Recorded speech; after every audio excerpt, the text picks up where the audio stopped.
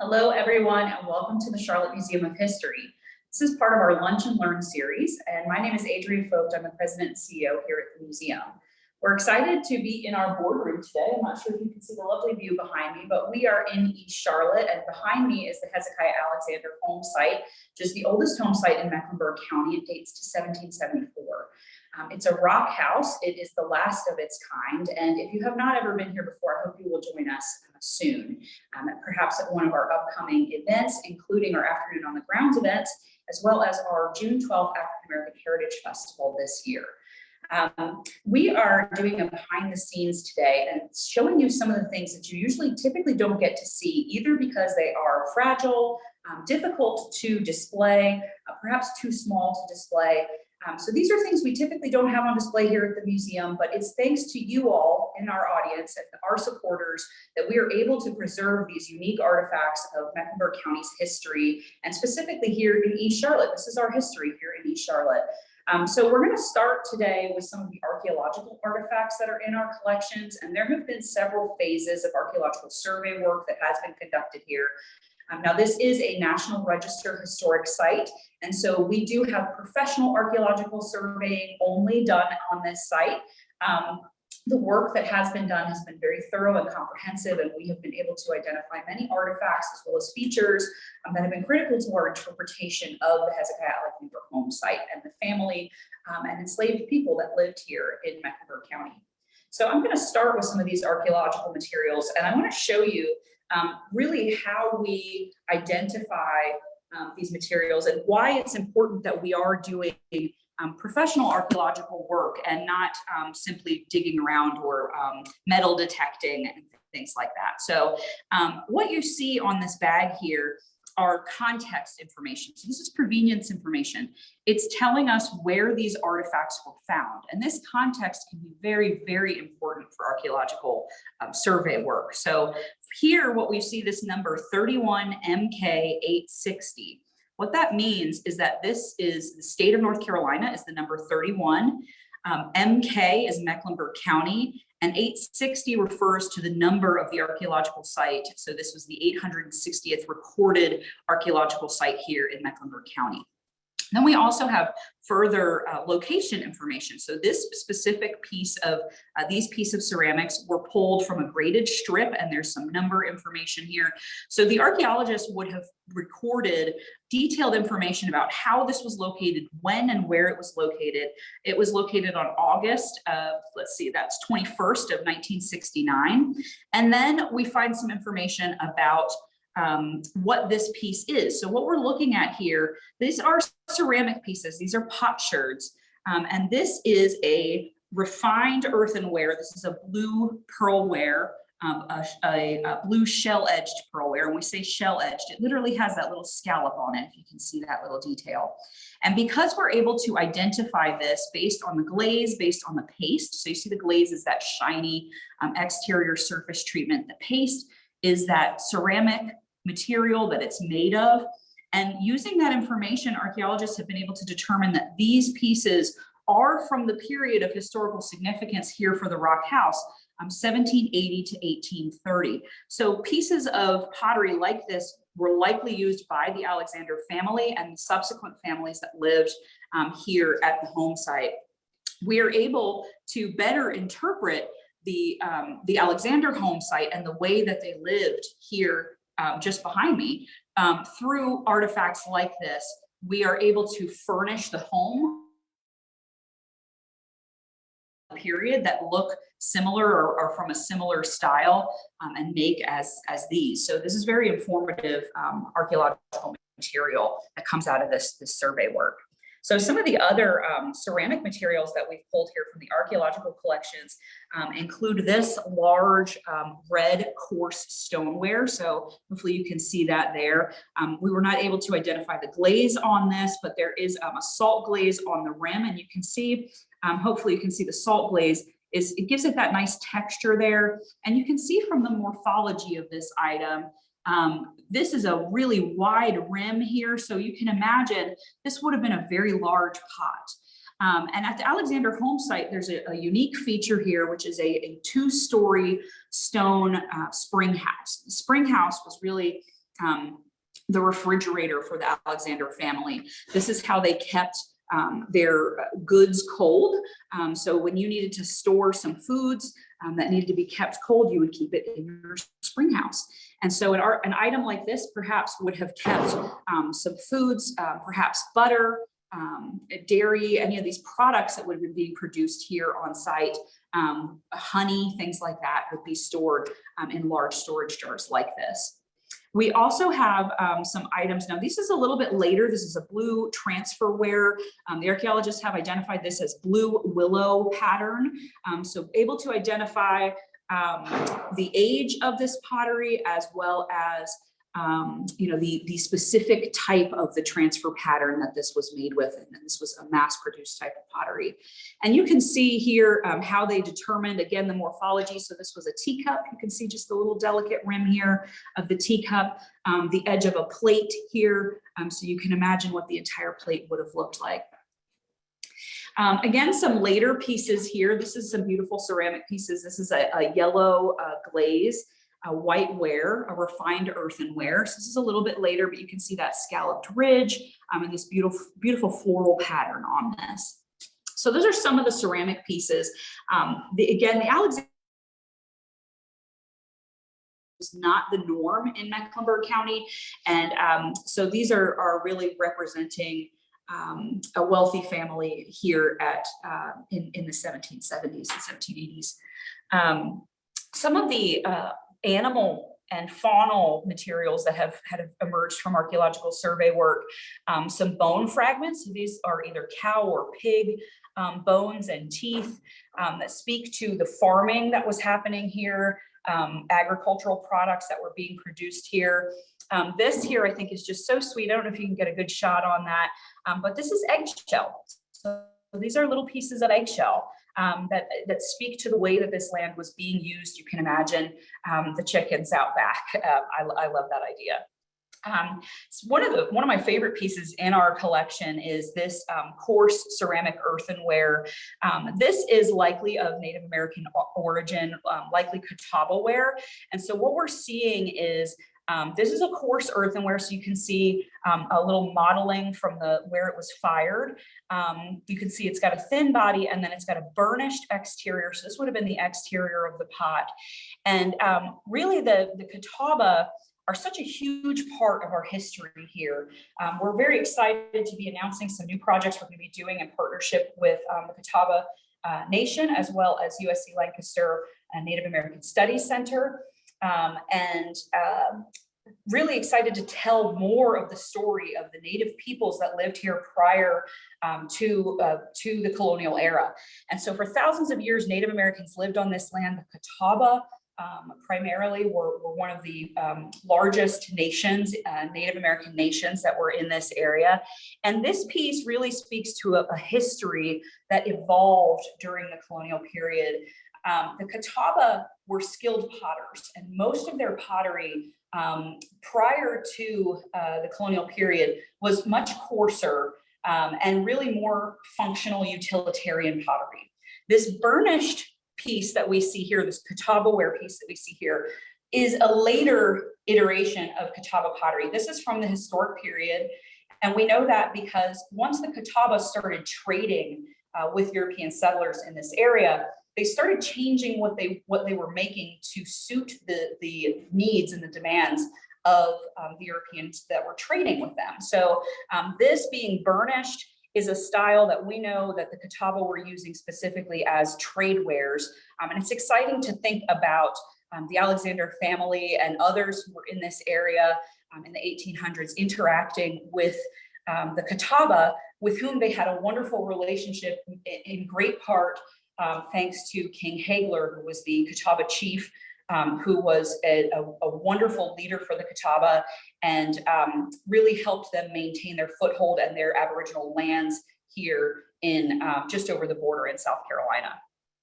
So some stone tools that speak to Native Americans here at this site. So these were actually found here. You can see HAH Unit B. So that's referring to the archaeological unit.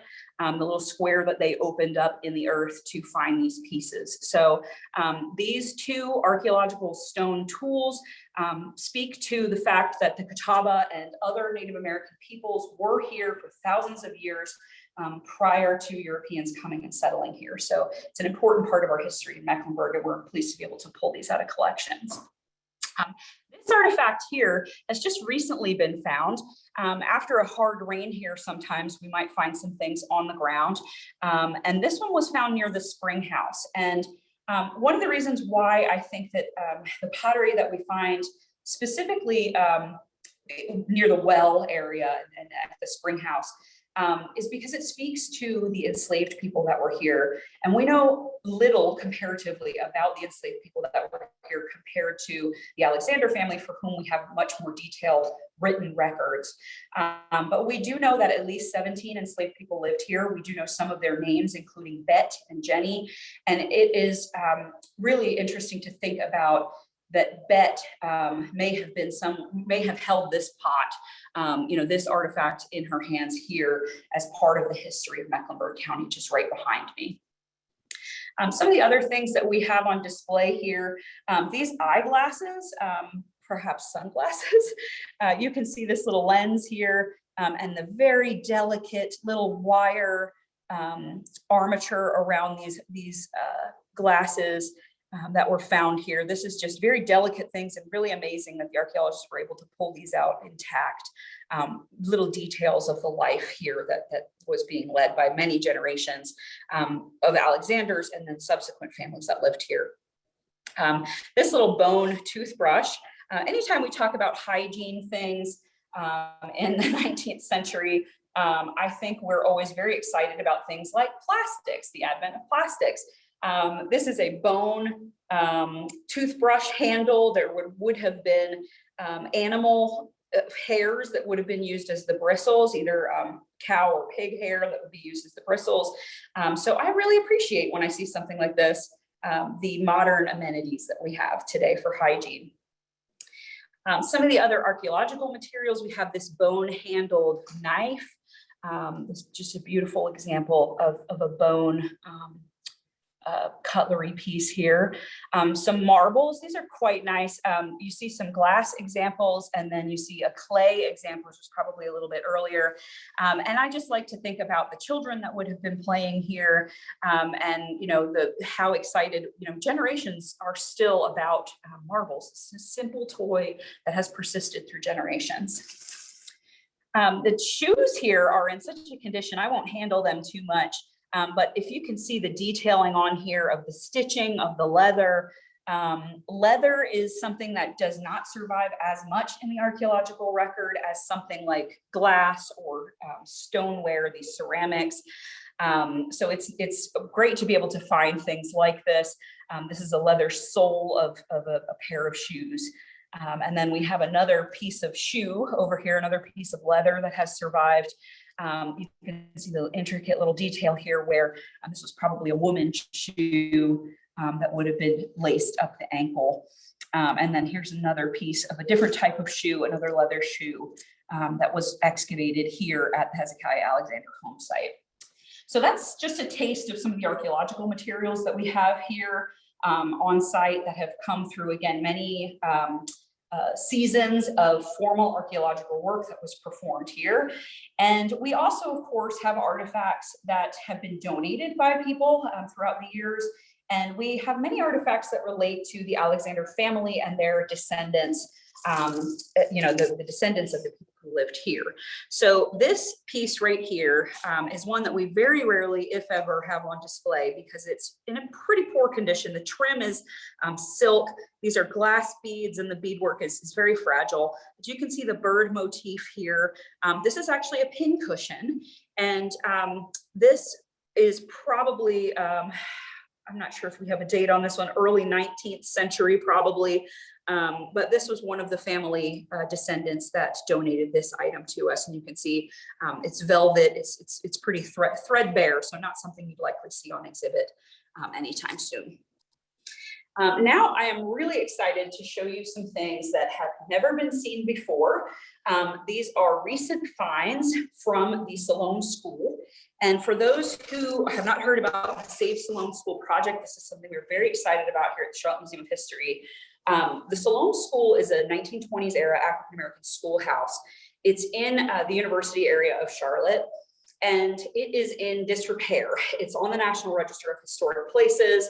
As for its significance as a Rosenwald School, and a Rosenwald School basically means that it was either in the style or funded by the Rosenwald Fund.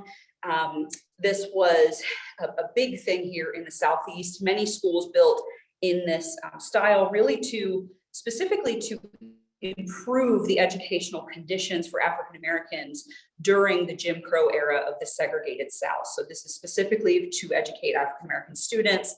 1920s era schoolhouse. The school, we are currently in a fundraising effort, and you can check out our website to learn more about that. We are halfway through our fundraising efforts. We've raised $500,000 to move the school here to our East Charlotte location. We're going to restore it and open it up to the public. So there are very few artifacts that relate to the Siloam School.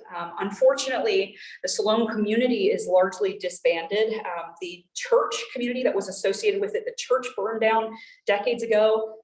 Many of the alum are spread out and not, no longer part of a community. And so we have very few photographs, we have very few artifacts. And this collection of items right here has just been discovered in the school. And I'll just go through some of the items and what they tell us about the Siloam School, when it was a school, and then its different uses through the years. So it was not just a school through the 1920s, and the 1930s and 40s, but in later years, it was a residence and also an automotive shop. And it was actually one of the students, Mr. Young, who owned the building and lived there as a residence and also used it as a mechanic shop. So these are some of the artifacts that we have found. They are in a sad state because they have just been located. So you can see this is the first one that we've cleaned up. And it's an ashtray, and it looks like it's probably 1950s, 1960s era. This is another piece of that ashtray, and that's about the condition that it was in when we located it and brought it here to the museum just recently. We will clean this up with some distilled water before we put these away and document and record them for the collections. So we will be opening a Siloam School exhibit. We're very excited to launch that on June 12th. Of this year. And some of these artifacts will be on display, but you are the first to lay eyes on them. So it's very exciting. So we have this ashtray here. We have this beautiful little piece of glass. I'm not sure exactly what that would have been, but you can see this beautiful little detail on here, perhaps a dessert glass or something like that. This we have yet to identify, but we do think this is something relating to the automotive shop. So if you are curious about these kinds of things, if you love discovering things like we do at the museum, I encourage you to become a volunteer for us here at the museum or check out our internships if you are a student, because we will be researching these items to learn more about them before they go on display. So some of the other items, this is a fragment of leather that was discovered there. We're not sure exactly what that's from just yet. These lovely decorative salt, pepper, spice jars. So you can see these actually do have the little details on the top, and we have been able to identify these as being a mass-produced piece from the 1960s. So this would have been from when this was a residence. These plaster birds, sweet little items, not sure exactly what they tell us just yet, but maybe you can be a part of helping us figure that out. And then my two favorite pieces probably so far, this one, which is actually from, we believe, the era of when it was a schoolhouse. This is a coat hook, and this coat hook would have been used in the cloakroom. There were two identical cloakrooms in the Siloam School, and the stories about the cloakrooms, I think, are what really makes this such a fascinating artifact. The cloakrooms were often used for discipline, so students may have been disciplined in the cloakrooms. That may have also been where nefarious things were going on, as students wanted to do things that they didn't want their teachers finding out about. So lots of stories that students tell come out of these cloakrooms, and this artifact speaks to that history.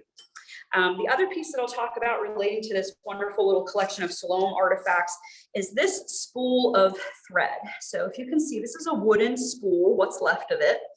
And this speaks to a couple of different things. One, this was actually used as a doorknob in the Sloan School. And you can see that several of the doors, the handles are missing and the handles have been replaced with these wooden spools for thread. And you see that a lot in the 19th and 20th century in the Southeast, in homes, just everyday homes. You know, if you lost your door handle, you improvised. And so they would use spools of thread like this one, this wooden spool of thread. And we have several of these still intact on the doors at the Sloan School, which will be on display soon at the Charlotte Museum of History. This one here specifically has been gnawed on by some rodents. You can see it's in pretty poor condition. And fortunately, most of the interior of the Sloan School is intact, but it is deteriorating. It does need saving. And so we hope you will become a part of that project, support that project, help us get the school here, help us cross the finish line on $1 million project to save this historic Sloan School. So those are some of the artifacts relating to the Sloan School. We're excited to share more with that exhibit that's going to open soon. I will now take you to this quilt here. So this quilt was made in 1830s, I believe. 1833 is, thank you for fact checking that. 1833, and hopefully we're going to be able to see this because this is a very fine detail that fortunately some wonderful archivists, I'd like to acknowledge Linda Dalton and Jane Estep, who helped record this many years ago and let us know in fantastic detail about this quilt that we would not have known about had it not been for people writing these things down. We're talking about how important that is a little later on when we talk about how to preserve your collections at home. But this phenomenal quilt, you can see this bird of paradise design, and then you've got these 8 medallions here. You can see that the back of this is just beautifully hand stitched.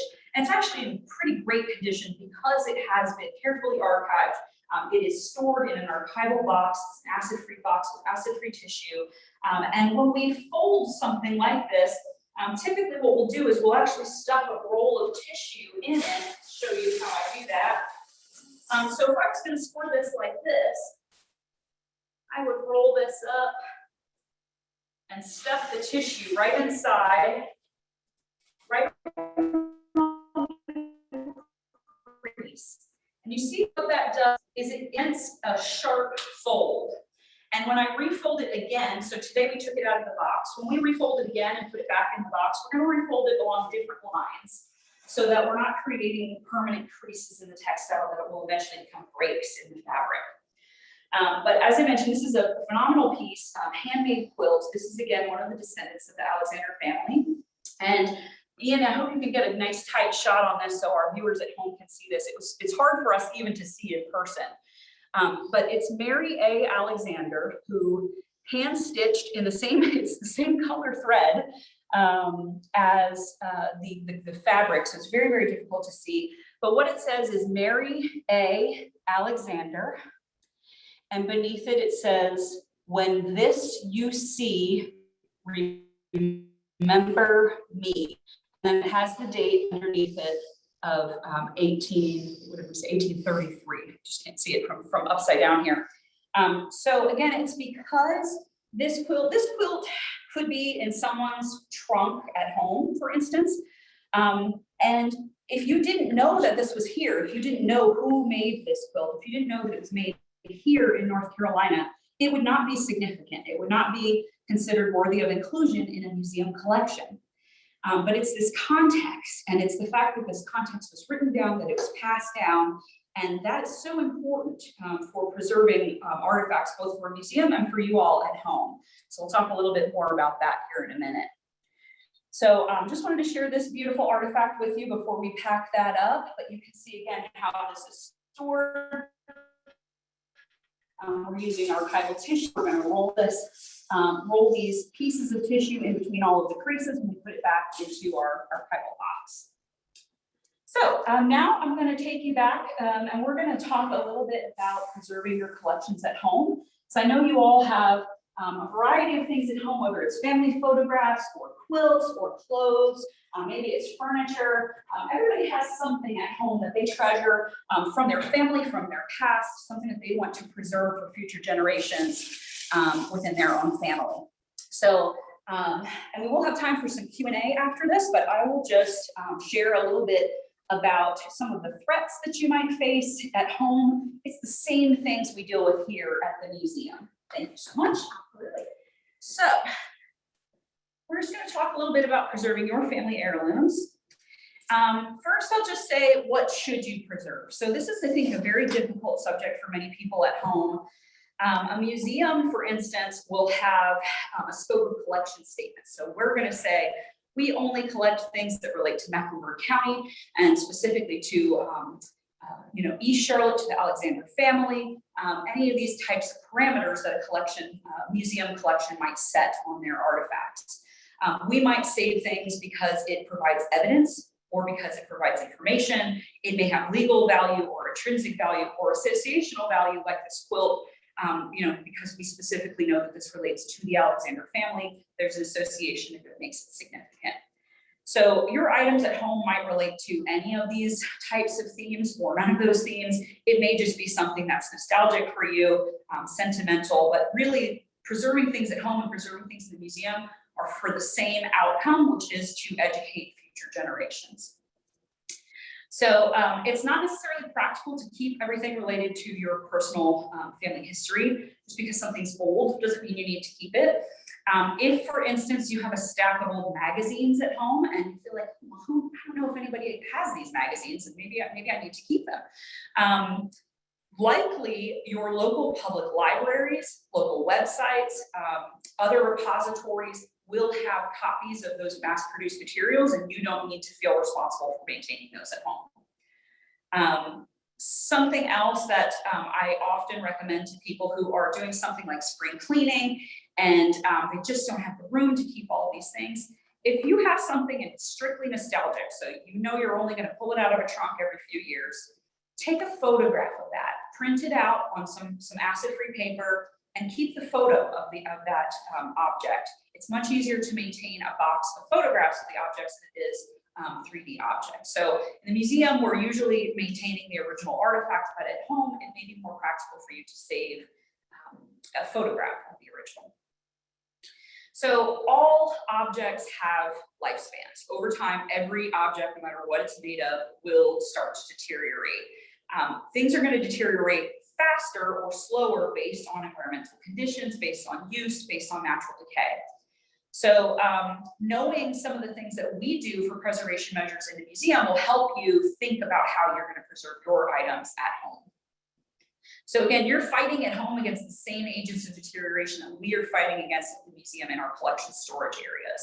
So these are the things that cause chemical and physical damage to your objects, and the goal is basically to avoid these agents of deterioration for as long as you can to preserve your items for as long as they're viable.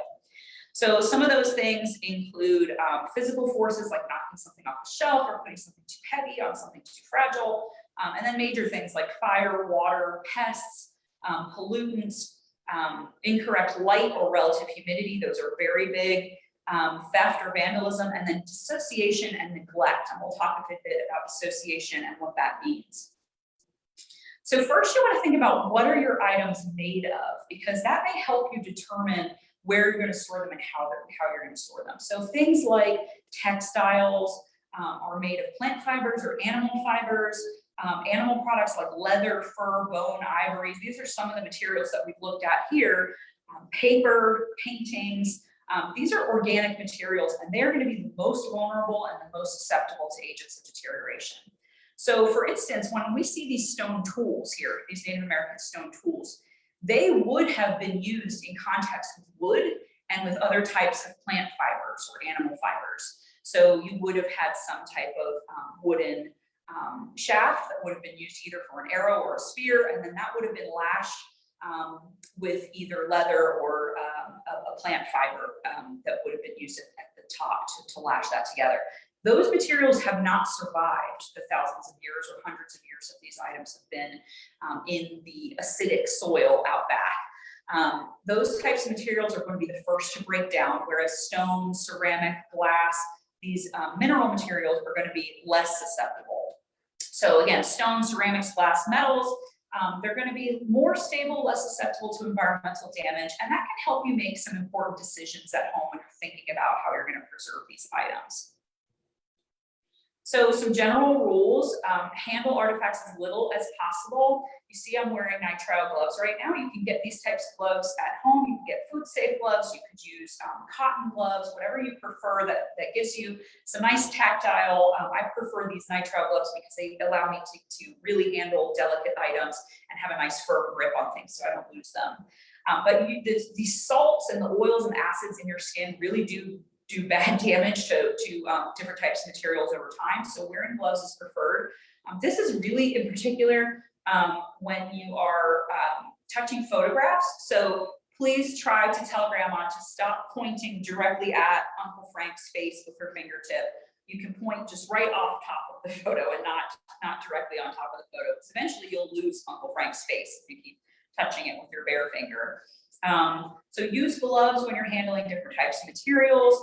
Don't rush. So that seems like simple guidance, but you know, try as you're cleaning things out to handle each object as if it was precious.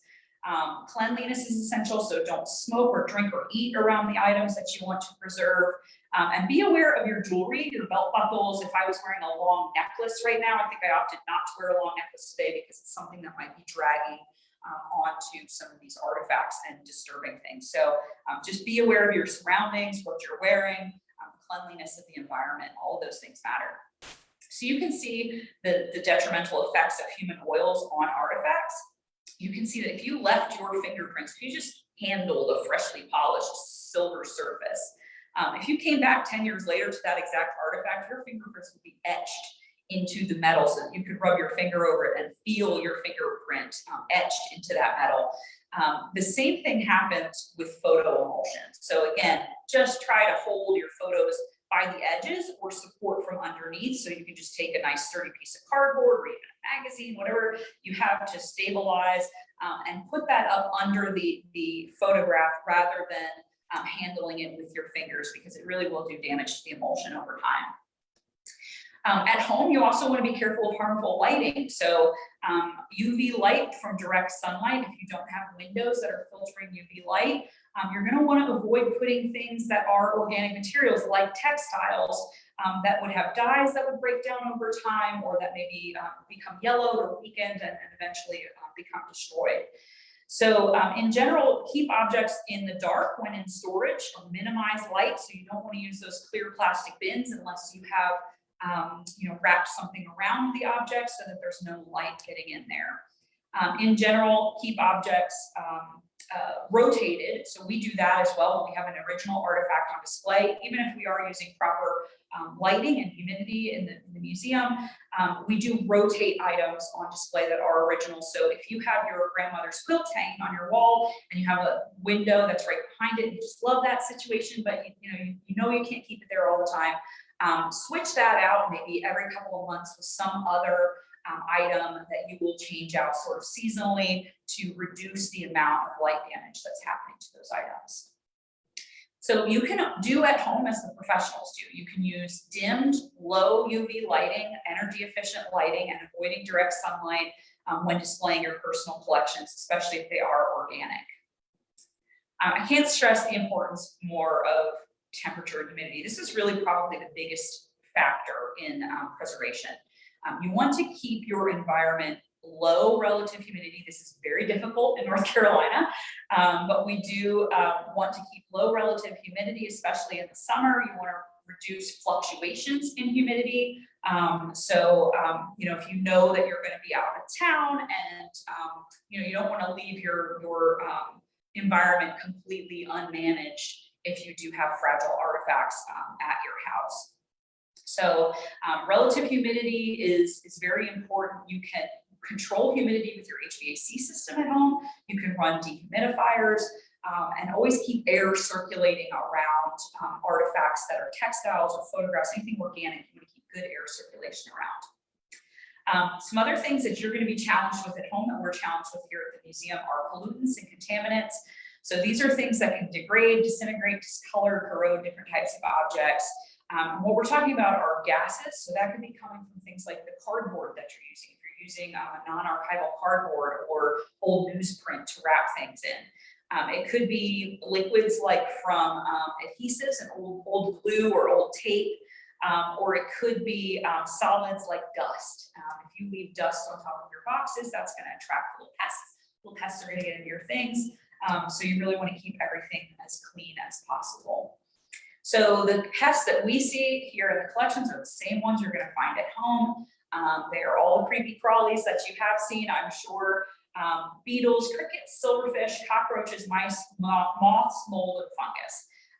A lot of people think about mice when you think about pests, but I have seen silverfish and carpet beetles do more damage to the collections than just about anything else. So keeping your boxes clean, keeping your storage areas clean, either vacuuming or dusting off the boxes once a quarter is really good practice at home for maintaining your important items.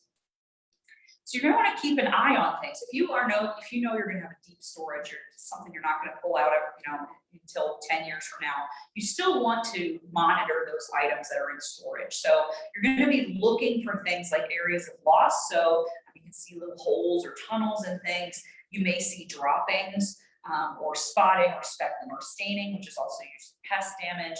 You might see frass, as you can see this bookshelf here. If you see little piles of dust under your books that look more like pages of the book than dust, that's frass, which is actually book lice or other types of book-eating insects that are eating their way through your book and leaving frass underneath the book casings.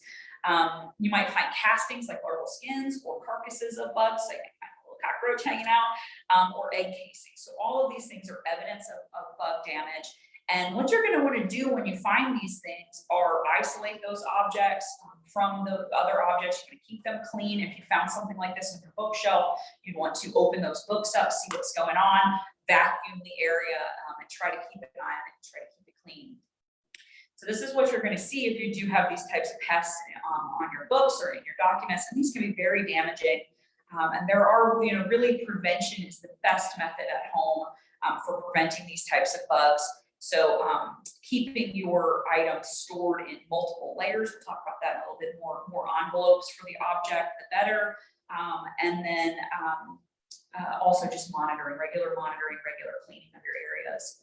So again, look at what carpet beetles do. Doesn't that just make you want to cry? These are wool artifacts and some natural history collections. And there are omnivores like cockroaches, like beetles, that will eat literally anything, and they will eat right through your collections if they're not well monitored. So these are some of the creepy crawlies I'm sure you've seen at home. This little guy in the center here at the top is a carpet beetle. You can see that variegated color. It looks almost like a ladybug, but it's like a smaller ladybug. Those guys do a lot of damage, and by the time you see the adult version that looks like a little ladybug, he has already eaten his way through whatever he was there to eat in his larval phase. So you definitely want to keep an eye out for those guys. Clothes moths can be very detrimental to your clothing items. Silverfish get in everything. And really the best way to prevent against these pests, again, is just keep an eye on things. So don't leave things in storage for too long. Pull things out and clean them regularly. And that's really your best defense. So securing the envelope of your home is the same as if you had called the organ man. He would tell you the same thing. You're going to prevent pests from coming into your home by sealing the envelope of the building, making sure your windows, your doors don't have any cracks. Cleaning and monitoring, as we talked about, dusting or vacuuming the tops of the books, boxes, objects. Clean surfaces are less attractive to pests in general. And then proper storage environments like archival housing. So these are just acid-free boxes. You can purchase these yourself, and I'll show you some resources for that. And then proper climate control. So keep that HVAC running regularly. Use a dehumidifier if it's getting too humid in your storage spaces. Mold and mildew are huge, especially here in the American Southeast where we have high humidity. You'll see it appear as something fuzzy or powdery, or maybe black, and really mold can be very detrimental for human health. So you may want to use a mold break mask face masks if you find those items with mold in your collections at home. Mold is everywhere in the environment all the time. It only grows and proliferates when the humidity is high, when the temperature is high, and so it's very important to keep your climate control to prevent mold from happening. So you want to avoid basements and attics for storage. Museums do this to the extent that they can as well, because these are most likely to have severe fluctuating temperatures and humidity. So if you do, this is why it's important to think about what is this material made of. Maybe you only have limited space and you only have this one area to keep mom's feather hats and one area to keep her dinnerware. You want to keep the dinnerware in the attic because it's less likely to be susceptible to fluctuations in temperature and humidity. And you want to keep the feather hats in the hall closet where it's not going to be as affected. So if you do have to make those tough decisions, it can help to think about what the material type is. Is it organic? Is it inorganic? To help inform the best way to store that object. We talked about dehumidifiers and HVAC units. You can also use fans to increase air circulations around organic materials, your quilts, your feathered objects, clothing, things like that. And you always want to store items away from overhead heights and at least 4 inches off the ground. 4 to 6 inches is standard in museum collections. I do this at home. This really seems like a no-brainer, but I can't tell you how many things I've seen destroyed because they were just sitting in a box on the ground. And all it takes is a window leak or a pipe leak or the sink burst or whatever it is. But 4 to 6 inches off the ground is usually plenty enough to keep your things from getting flood damage, water damage in most situations. So I do that at home. I highly recommend you do it at home as well. If you don't have, for instance, like a storage shelf to keep things off the ground, you could just use a couple of pieces of wood just to give it enough of a height. I've seen people use pallets at home just to give you 4 to 6 inches off the ground to avoid water damage. So when we're talking about archival or conservation quality materials, like these boxes that we're using, this tissue that we're using, what we're really talking about are materials that are as physically and chemically stable as possible. They're inert, so chemically inert, so they are not off-gassing, they're not degrading, and they are stable to be used in a collection storage environment. So acid-free housing materials are available to you. This includes acid-free folders, acid-free boxes, and chemically inert synthetic protective sleeves. You can find these things on Gaylord, you can find them on Amazon. I would always check to make sure that it does in fact say acid-free. You can even get, for instance, I just went through some photographs at home and I was using acid-free printer paper, which is just fine for at-home collections to store photographs with. So again, you can go to Gaylord. It's the number one archival supplier. You can find them online. You can get acid-free paper, tissue, boxes, document sleeves. You can get gloves and whatever you prefer, latex, nitrile, cotton gloves. You can get polyethylene foam. It's important not to use things like bubble wrap or these types of really chemically active plastics to store things because they can really degrade your items over time. You can use unbleached muslin, which is what we're using here for display of these items today. And then also digitization. I have flash drives on here all day. You can see CDs in the images, although CDs are probably not the best way to record things now. But digitizing your items is so important. And we'll talk a little bit more about that here in a minute. So redundancy. Redundancy is so key in preservation. So you want to format your items in as many possible ways to prevent loss. So for example, you have this original photo of your great-grandfather. You don't want to put that original photo on display. You want to take that original photo, scan it at the highest resolution you can, send copies of that digitally to 3 of your cousins so they have it too. Print a reprinted version of it to be put on the wall, or make a use copy so that you have a copy that can be handled if you have a family reunion coming up. You don't want to pass around that original photograph of your great-grandfather. You can keep that by itself and digitize, reproduce, and make redundant this photograph. Because if for some terrible reason that photograph got attacked by water, fire, theft, bugs, anything else, if it was lost, the other copies will remain. So redundancy is really key. In the museum world, we do this with photographs, with objects. We use a collections database, and so we have photographs of these objects or scans of documents and things like that that are preserved as part of our database. But at home, again, you can scan from your home computer. You could take a photo of the photo from your phone, and that would be better than nothing. So redundancy is really important for keeping things long-term. We talked a little bit about CDs becoming outdated now. Obviously, there's a lot of outdated media that we have. VHS, cassette tape, slides, film reels, floppy disks. You probably have a little bit of each of these at home. And what I recommend to do with these, again, is make them redundant. So you're going to print out printed copies of whatever's on those things. You're going to make use copies for photos or documents that you're going to handle frequently. You can scan and digitize things at home, or you can use a mail-in service. There are a variety of mail-in services that you can send your items away to be digitized. Especially if you have old film reels and things like that. I don't recommend doing those at home unless you have expertise in that. There are plenty of companies that do that here in Charlotte and mail-in services as well. So some storage tips and tricks. There's a sniff test. So if you notice that something has a noticeable odor, what you are smelling is the chemical instability of that item. So it is literally off-gassing, and the particles that are coming off of it are going into your nose. That's what you are smelling. So if you have an item that you want to keep, but you know it's chemically unstable, it's got a funky odor to it, keep it separate from the other items in your collections.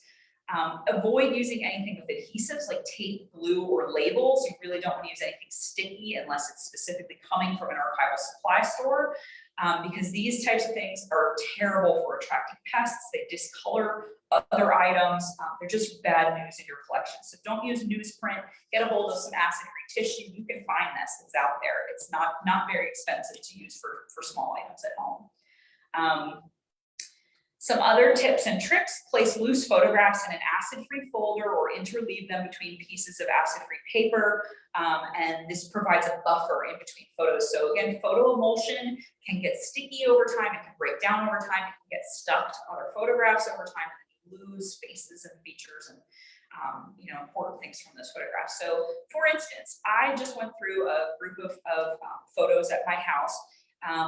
My grandparents had packed up their framed photos from their home, and it was all of these 1960s era frames and all these original photographs that were in them of my family. So we don't want these frames anymore, and we don't want to keep the original photographs in those frames because they're doing damage over time, being in with wood, which is not a stable material, and being smushed in between the glass. It's not good for an original photograph. So what I did was I went through. I took every one of the original photographs out of the frames, which were then donated. The frames were donated, and the original photographs were taken out. They were cleaned up, dusted off. And what I did was I just took pieces of acid-free printer paper and I layered each one of the photos in between. And so it's called interleaving. You basically just take, if this is your photograph, you would just put a piece of paper right over top of that, and then you can put the next photograph and then the next piece of paper. And that just prevents photos from sticking together, from causing issues and from causing issues with one another. We also talk about the envelope within an envelope concept. So you want multiple enclosures to reduce the exposure to agents of deterioration. So at my house, I don't have quilt boxes quite as nice as this, but what I do is I keep my family quilts inside pillowcases, cloth pillowcases, and 1 or 2 cloth pillowcases for each quilt. And basically what that does, it is providing this sort of, we'll call it sacrificial planking. If you think about a ship, you put something on the exterior that's meant to be eaten. It's meant to be deteriorated by all of the elements, and that's preserving what's good inside. And that's really what you're doing with an envelope within an envelope. So like for this pin cushion, for instance, we don't just have the item sitting on a shelf where it can be exposed to the elements. It's inside a box. It's wrapped inside several layers of tissue. There's a lid over top of the box, and then it's put inside a shelf or a storage enclosure. So multiple enclosures reduce exposure. This is something we do at the museum. You can do it at home. You don't want to encapsulate documents with impermeable materials like a plastic sleeve, unless it's something that you're going to handle often, because this contributes to moisture issues. It seals moisture in there again. We're in a very humid environment. You never, ever want to laminate anything. Don't listen to anybody who says otherwise. Do not laminate an original item. The same goes for textiles. You really don't want to seal them in any kind of airtight plastic enclosures or behind glass in a tight way, unless you have an extremely suitable storage environment, you know, your low humidity, low temperature, because these types of tight environments create microclimates. It traps heat and moisture and really does damage to your organic artifacts over time. So we looked at some of these artifacts and how to store them. This is a really great example of how people have padded out. So you can see these are little toy airplanes, model airplanes. And we've used rolls of tissue to pad out that artifact to make sure that it's not jostling around in a box. So here's the big one. This is going to take time, but I really encourage you to do this. I mentioned that I was going through some of my family photos, and something that I found was my own handwriting on the back of many of those photographs, transcribing what my parents and my grandparents were telling me about the significance of those photographs. Who are these people? I don't know who a lot of these people are. I, for instance, would never know who my great-grandmother was based on the photographs because no one ever wrote it down. It was, you know, it was a memory to me, and now it's been written down. Now I have written that down and recorded that for my family for the future. Ancestry.com is a great tool for archiving family photographs and being able to preserve that information. But sit down with your relatives. Do it now. Don't wait a day. Sit down with your relatives, go through family photos, identify those photos, and let them tell those stories. Be the documentarian in the family. Use a pencil or archival pens. You can get archival pens online. Again, they're just acid-free pens to write on the reverse side of photographs or on another piece of paper to identify names, places, whatever is significant.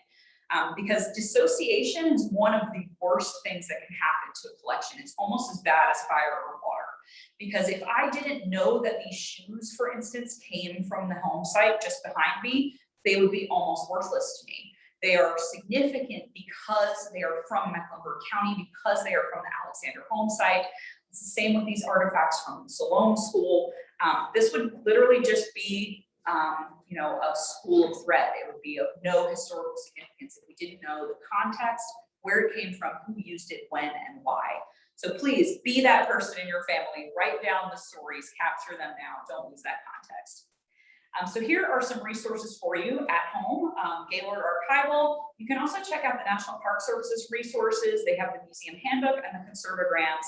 And if you feel out of your depth at any point, reach out to the museum professionals. Reach out to conservation professionals, museum professionals. You don't need to you know, to do all things at home. We certainly don't recommend any kind of conservation or restoration work at home. Let the professionals handle that. But you can do the storage things at home just fine. I do it at my home. You can do it too. So when in doubt, feel free to ask your local museum professional. My team here is always available to you if you want to call us or email us. We are happy to give you advice about how you can preserve things for your family for the benefit of future generations. So now we're going to open it up to questions about from the audience about storing things at home, preserving things at home. If you have questions on some of the artifacts that are on display, we'll open it up. Awesome. Adrian, I'm going to have you stop sharing screen on there. I'm Lauren. I'm one of our education specialists here. I'm going to be a disembodied voice over in the corner as we are practicing some social distancing here. We're so excited to welcome you back into the space, but sometimes we have to get a little bit creative to make that happen. So we've had a number of questions that are coming in. I'm keeping my mask on as we're in this space, so if you have any difficulty hearing the questions, please let us know. We will repeat them for you. But we've had some kind of fairly technical questions about some of the things that we've done. So I'm going to start out by asking about our salon artifacts, actually. So we had some questions about whether or not we are going to do some archaeological surveys as we get ready to move the building. That is definitely something that we are working on now. We are hoping to work with UNC Charlotte, some of their students to come out and do archaeological investigations. We have not solidified any plans for that, but that is certainly part of something that we have considered. I think we have a lot of questions that could be answered through archaeological research. So not just recovering artifacts that tell us the history, but the context. So we know, for instance, the Rosenwald School There was another school that served the African American children in that church community, the Siloam church community, prior to the building of this Rosenwald era school. And it would be fascinating if we could find evidence of that original school, and we could actually compare how did the Rosenwald School plans improve education and the physical spaces in which African Americans were educated at that site in North Mecklenburg County. So we would also be looking for features that may not be evident on the surface. So for instance, we can see where the privies were. You can see the concrete blocks where the original boys and girls rooms were that were separate from the building. But we don't know where the well was. We don't know where the bell was. We don't know where a couple of features that we know were likely to have been around school. We don't know where those were, and archaeological investigations could help us determine those things, which will be huge, especially as we're moving the Siloam School to this site. We want to preserve as much of that history as we can. And we're definitely very thrilled and very excited to start moving on that project. So if you want to get involved, please visit charlottemuseum.org/Siloam. We're always looking for volunteers. We're in the middle of fundraising. Basically, we want to hear from you. This is a community project, so get in touch. Spread the word. Now I'm going to switch gears just a little bit here, and I'm going to ask about how we acquire objects. We have a couple questions about the archaeological surveys. Did we just find these things? We have to find by chance. And how do we get objects in our collection? How do we get them? Sure. So I mentioned that most of the artifacts that we see that are archaeological here were through formal survey work. So a lot of this was done in partnership with, if you believe UNC Charlotte had done some of this work. A very gifted archaeologist named January Costa, who is now the president of the Kings Mountain Historical Museum, has worked on identifying many of these artifacts for us for this collection. But as I mentioned, when we're talking about something like Siloam School and how we find these important details in the context, when you find something on the ground, if you don't know where that exactly came from, if you don't know the context, if you are not aware of where it came out in the stratigraphy, so where it's found, the layers of the soil that's found on the site, it can be very difficult to go back and recreate those important clues, those context clues. And so we really only work with professional archaeologists. We absolutely do not permit any type of pot hunting or metal detecting on the grounds. This is a National Register Historic Site, as is the historic Siloam School. And that's really because of those important context clues that come out of formal archaeological investigation. So, so archaeology is one way that we find these items. Donations are another way that many objects come to us. And so, again, we have a scope of collection statement. So many years ago, the Charlotte Museum of History had a very broad scope of collection statement. And it said basically, anything that's old and in a 13-county radius. And a very gifted group of individuals came together and said, we really need to narrow this so that these collections can be better preserved and have a more narrow focus that can better inform collecting for the museum moving forward. So we narrowed it to Mecklenburg County. We prioritized items that specifically relate to the narratives that we tell here. And that has enabled us to do a better job of preserving the artifacts that we do have. So many items come through donations, many items come through archaeological survey work. We also will have intermuseum donations and loans. So we may have items on display that are loaned to us either from an individual or an organization. And we also have intermuseum donations. So museums disappear sometimes. It's terrible to think about, but museums deaccession items, or they close to the public, and a lot of times museums acquire artifacts from other institutions who are shifting collections around. So those are some of the ways that we acquire artifacts here at the Charlotte Museum of History. All right, so Angel is going to be typing some questions. We understand that there is an echo in this room. We apologize.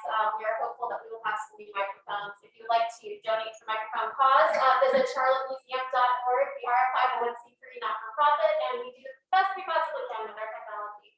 So we can't thank you enough for dealing with it as we learn together here today. I was hoping that you could go into a little bit more about how we handle objects.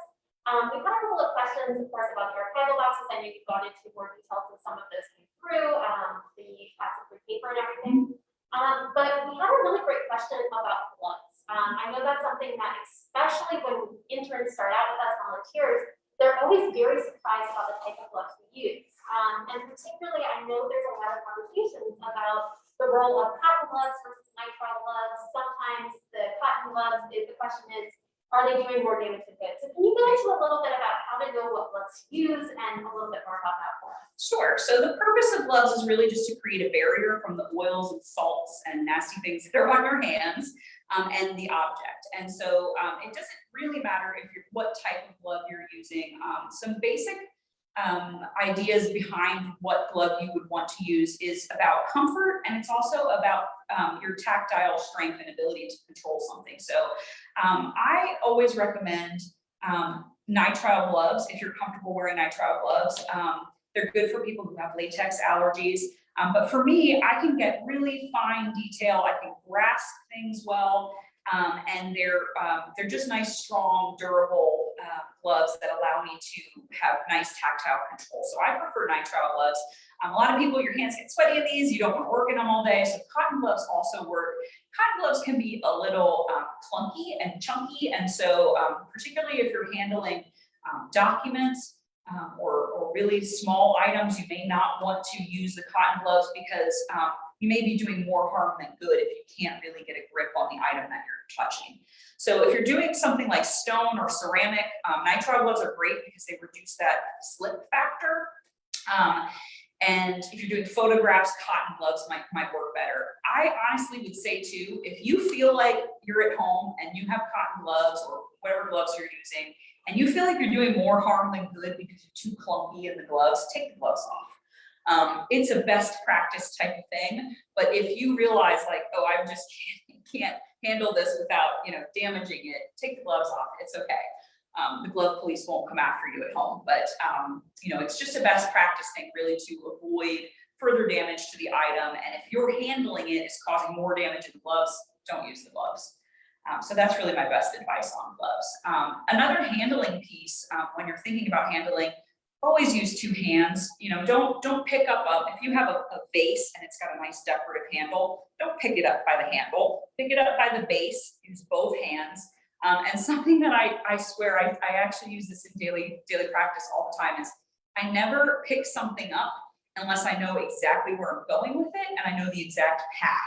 So what you don't want to do is you have something in your hands and then you get halfway where you're going and you forgot that there's still stuff on that table, you don't have anywhere to go with it.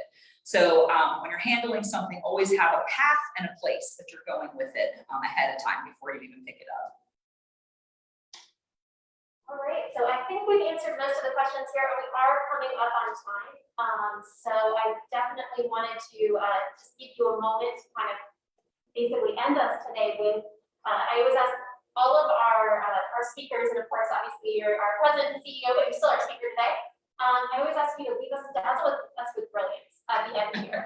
So if you had advice about learning collections, particularly for people who have never done this before, who are just starting out, who know that there's something great in their family that they want to preserve, what's the best advice you can give to start out? I think we can take away the basic, simple, it seems like common sense guidelines about handling and keeping a good environment at home. I would say that if you ever feel out of your depth, just reach out to a museum professional. Your local archivists, library professionals, museum professionals will have good advice for you if you feel out of your depth in any way when preserving an artifact. Again, I don't really recommend trying to do any type of restoration or preservation. It's what we're doing at home is more preventative. It's storing things in the best possible way, displaying things in the best possible way to extend the life of an object as long as it will go. All things will deteriorate over time, but we can slow down that rate of deterioration by controlling the environment, by controlling the storage materials, by controlling different environmental factors like light and humidity. Excellent. All right, so I know we're getting a lot of comments about how we failed at the end of the technology. I'm so sorry, guys. We're undergoing some renovations of the museum. We're trying the best we can, and we cannot thank you guys enough for your patience with us today, but we just so wanted to bring you into this space.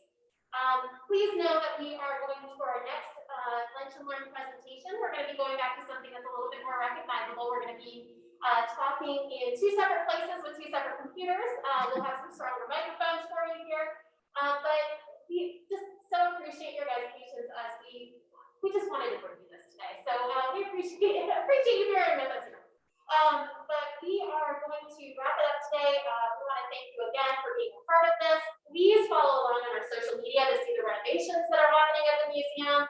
And please continue to engage with us here. We cannot thank you enough for joining us this past year. It's been a strange year, but we couldn't have done it without you. So thank you, Adria, for being willing to talk with us today. Forge, my pleasure. And I hope everyone has just an absolutely wonderful, wonderful rest of your day today. Thank you.